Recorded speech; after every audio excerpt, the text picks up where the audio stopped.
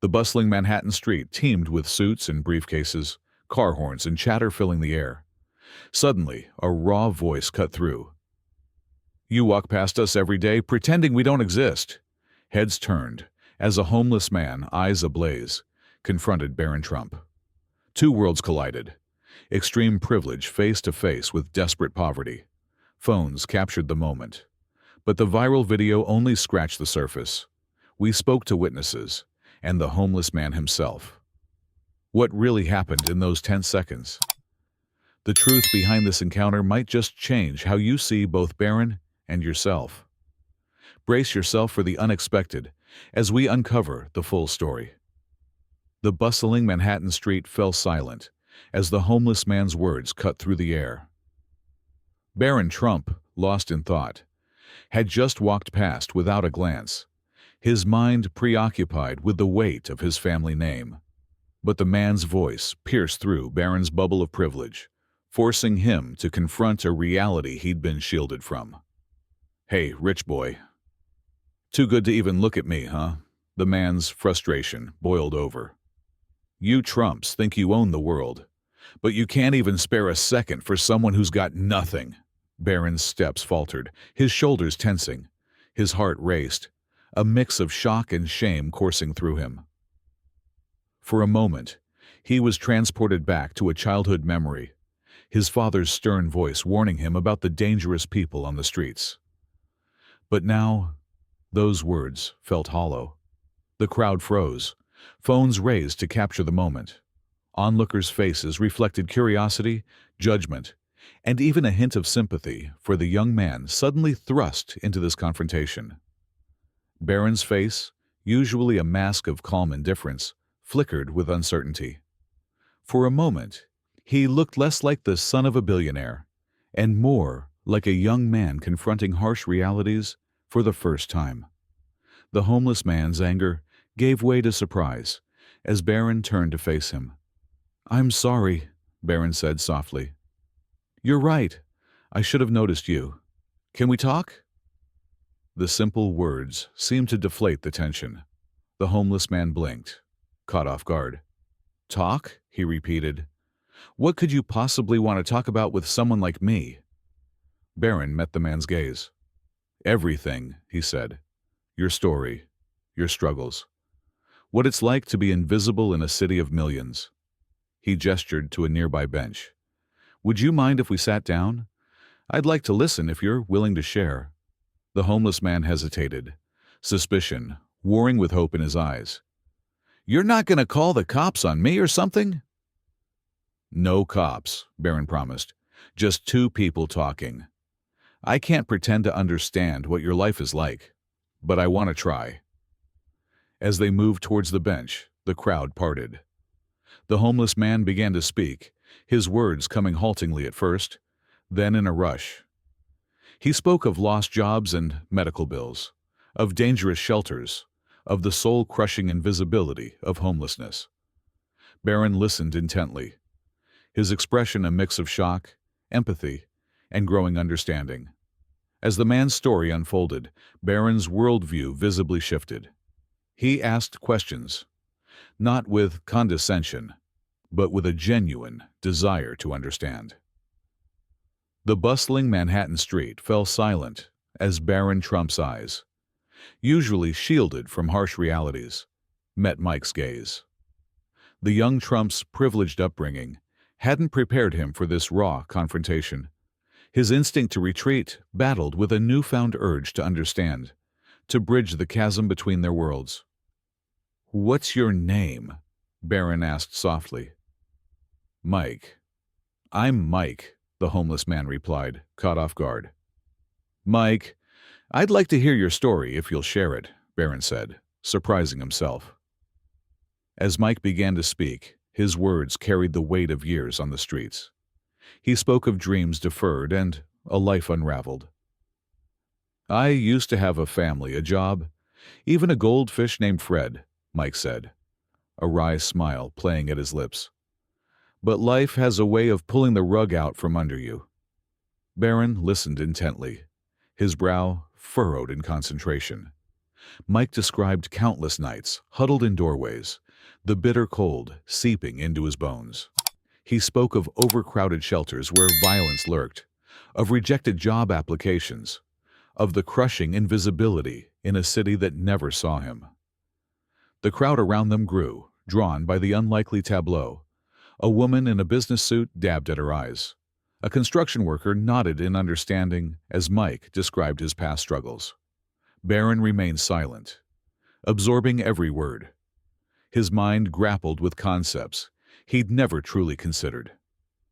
The stark reality of Mike's existence challenged everything he thought he knew about success, fairness, and society itself. As Mike's story wound down, Barron found himself at a crossroads. The easy path lay behind him, a quick apology, perhaps a generous donation. But something had shifted within the young Trump. The seed of empathy had taken root. "Mike," Barron said, his voice steady despite his emotions.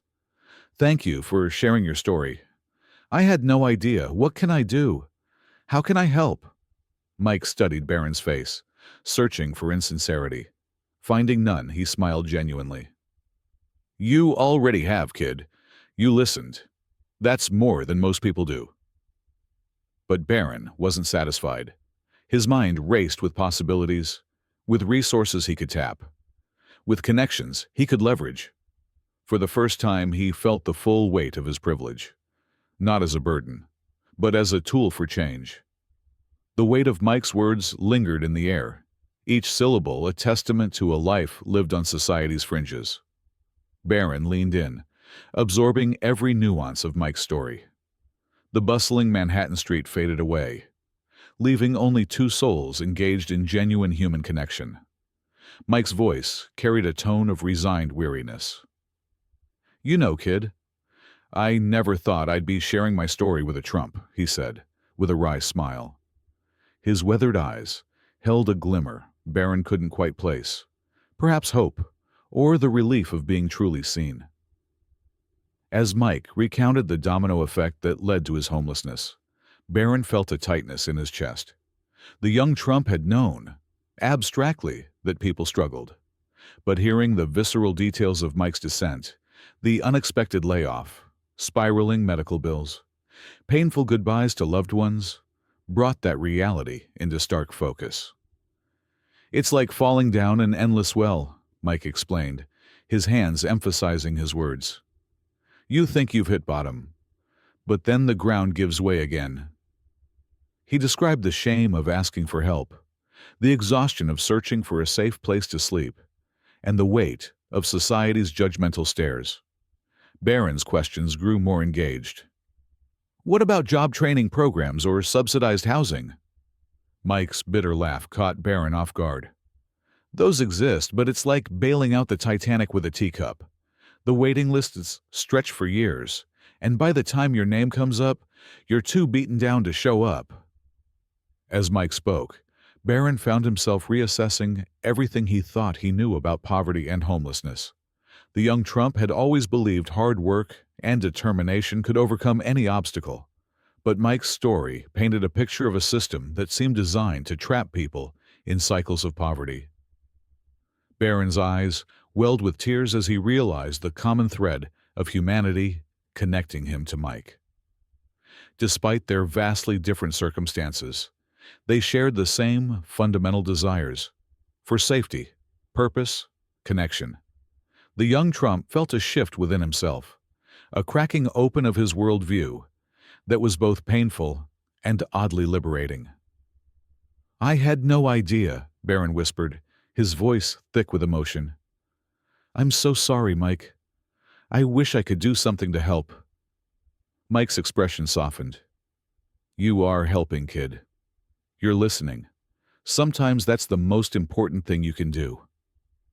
As their conversation continued, the initial anger and tension dissolved into something more fragile, a tentative connection bridging an impossible divide.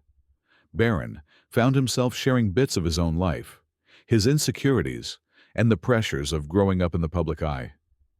Mike listened with the same attentiveness, offering insights from a life lived far from Manhattan's glittering towers. The air around Barron and Mike crackled with electric tension, a palpable shift that even the most oblivious passerby couldn't ignore. Barron's hand moved towards his pocket, a slight tremor betraying his inner conflict. The crowd held its collective breath, unsure of what this privileged young man might do next. Mike's weathered face was a canvas of conflicting emotions.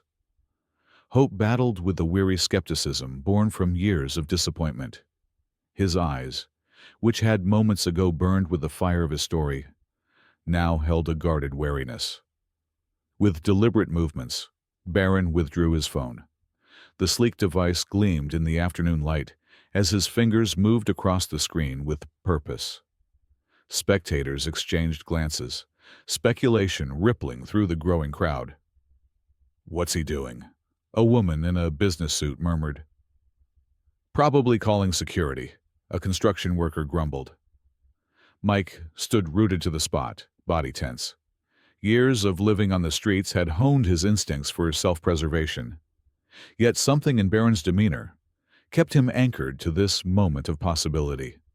The silence stretched thin, punctuated only by the soft taps of Barron's fingers. Then, his voice cut through the tension. "I need to make a reservation for 2, he said into the phone, eyes never leaving Mike's face. Confusion rippled through the onlookers. Barron continued, voice gaining confidence. "The best table you have, please, for this evening." Mike's expression shifted from wariness to bewilderment. The spark of hope in his eyes flickered, growing stronger despite his attempts to temper it. Barron ended the call and turned to Mike, his young face a mixture of nervousness and determination. "Mike," he began, "I'd like to invite you to dinner. Not at a soup kitchen or shelter, but at one of the best restaurants in the city. Would you join me?" The words hung in the air, a profound statement of equality that left everyone speechless. Mike's hardened mask cracked, glimpses of his former self shining through. You want to have dinner with me?" he asked, voice rough with emotion. Barron nodded, a small smile forming. "I do. I want to hear more of your story, Mike, and learn how I can really help. Not just you, but others in your situation." The crowd had grown silent, many lowering their phones as they realized the significance of the moment. The businesswoman dabbed at her eyes, while the construction worker nodded approvingly. Mike's calloused hand reached out to clasp Barron's. "I'd be honored, kid," he said thickly. "But on one condition, you let me pay you back someday when I'm back on my feet." Barron's smile widened as he shook Mike's hand firmly. "It's a deal," he agreed, sealing a pact that went far beyond a simple dinner engagement. As Barron and Mike walked away from the bustling street corner, the crowd erupted into whispers and exclamations. The air crackled with electric energy, as if everyone present knew they had witnessed something extraordinary. Phones lit up like fireflies, thumbs flying across screens as messages spread the story through Manhattan. Within minutes, social media exploded with reactions. Praise poured in from some, lauding Barron's compassion. Others met the news with skepticism, questioning the authenticity. Shock reverberated through certain circles, as people grappled with the image of a Trump scion breaking bread with a homeless man. News vans screeched to a halt, reporters scrambling with microphones ready, desperate to piece together the unfolding story. They cornered bystanders, coaxing out every detail, no matter how small. As the act of compassion took on larger significance, debates sparked across the city. In coffee shops and subway cars, on street corners and in offices, people discussed privilege, responsibility, and the power of individual actions. The story transcended political lines, touching a chord of shared humanity. It sparked conversations about empathy and the potential for change, even in unlikely circumstances. Democrats and Republicans alike found themselves moved by the image of two individuals from vastly different worlds finding common ground. In boardrooms and back alleys, in penthouses and public housing, People asked themselves, "What would I have done?" It was a query that cut to the heart of personal values and societal expectations, forcing introspection and self-examination. Some found themselves uncomfortable with the answer, while others felt a renewed sense of purpose to make a difference in their communities. As night fell, the story continued to spread, becoming a Rorschach test of sorts. Each person interpreted it through the lens of their own experiences and beliefs. For some, it was a beacon of hope in troubled times. For others, a cynical ploy. But for many, it was a reminder of the power of human connection and the potential for growth and understanding in unexpected encounters. As Barron and Mike approached Le Ciel, one of New York's most exclusive restaurants, the maitre d's eyebrows arched in surprise. Inside, the gentle clink of fine china and hushed conversations filled the air. Warm chandelier light bathed plush, cream-colored booths and polished mahogany tables. Mike's weathered hands fidgeted with the crisp linen napkin as he settled into his seat. His eyes, wide with awe and discomfort, scanned the opulent surroundings. Barron leaned in, speaking softly. "We belong here, Mike. This is about good food and good company," the waiter approached, his professional demeanor barely masking his initial hesitation. As he explained the menu, Mike's genuine interest in the culinary artistry became apparent. His eyes lit up discussing the duck confit preparation, and he laughed warmly at the chef's secret ingredient in the bouillabaisse.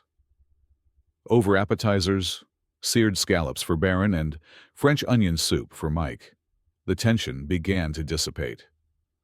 Mike's story unfolded, revealing a man of surprising depth.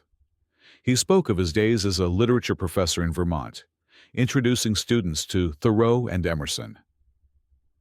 "There's a line from Thoreau that stuck with me," Mike said, savoring his soup. "The mass of men lead lives of quiet desperation. I used to think I understood it. Now, I live it." Barron listened intently, drawn into Mike's tales of resilience and hope. As their main courses arrived, a seared steak and a fragrant coq au vin, their conversation deepened. Mike spoke of small joys, a stranger's kindness offering coffee on a cold morning, the beauty of a sunrise over the quiet city skyline. "It's funny," Mike mused, "how you can lose everything and still find moments of pure beauty. The world becomes both harsher and more vibrant." By dessert, a shared chocolate soufflé, Barron realized he had gained far more than he'd given. The evening had become a profound exchange of perspectives and experiences. As they savored the last bites, Mike's eyes twinkled. "This meal," he said, "it's a reminder of the life I once had, and maybe the life I could have again." They left the restaurant, both changed by their shared experience. Stepping into the cool night air, the bustling city seemed different, full of both challenges and possibilities. Barron reflected on how this simple dinner had opened his eyes to a world he'd barely noticed before, fostering a newfound empathy and understanding for those whose paths differed from his own. The city lights twinkled outside Barron Trump's window, their familiar glow now tinged with newfound melancholy. In the days following his encounter with Mike, Barron found himself lost in thought, his mind replaying their conversation like a film reel that refused to stop. The plush comfort of his penthouse bedroom felt suddenly foreign, almost suffocating, as he grappled with questions he'd never before considered. Late into the night, Barron hunched over his laptop, his eyes strained from hours of research. He devoured articles on homelessness, poverty rates, and the complexities of systemic inequality. The numbers were staggering, each statistic a punch to the gut. He learned about the invisible homeless, those couch surfing or living in cars, their struggles hidden from the world. The more he read, the more he realized how little he truly understood. His social media feed began to transform. Between posts about charity galas and designer suits, Barron shared infographics on income inequality and links to homeless shelters seeking volunteers. His followers were bewildered by the shift, some applauding his newfound awareness, while others questioned if his account had been hacked. At school, Barron's change didn't go unnoticed. His usual crowd of affluent peers eyed him with a mixture of curiosity and wariness, as he passionately discussed wealth disparity in economics class. Some